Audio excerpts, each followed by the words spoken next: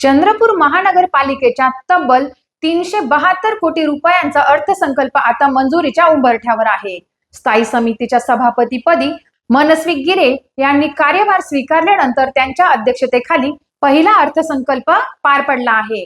या बैठकीत पालिकेचे आयुक्त अकुनुरी नरेश यांनी सन 2025-26 चा सुधारित आणि 2026-27 चा अंदाजी अर्थसंकल्प सादर केला आहे. सुमारे 672 कोटी रुपयांच्या या अर्थसंकल्पात शहराच्या सर्वांगीण विकासावर, मूलभूत सुविधांच्या उभारणीवर आणि आर्थिक शिस्तीवर विशेष भर देण्यात आला आहे.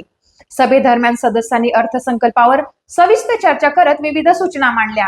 विशेषतः नगरसेवकांच्या स्वेच्छा निधीत वाढ करण्याची मागणी जोर धरू लागली होती. 5 लाख रुपयांवरून हा निधी 20 लाखांपर्यंत वाढवण्याची मागणी करण्यात आली आहे.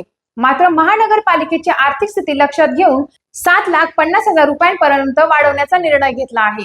सुधारित प्रस्तावानंतर हा अर्थसंकल्प लवकरच सर्वसाधारण सभेसमोर अंतिम मंजुरीसाठी ठेवला जाणार असून शहराच्या विकासासाठी हा महत्त्वाचा टप्पा मानला जाणार आहे. अशाच अपडेटसाठी पाहत रहा टाइम्स ऑफ महाराष्ट्र.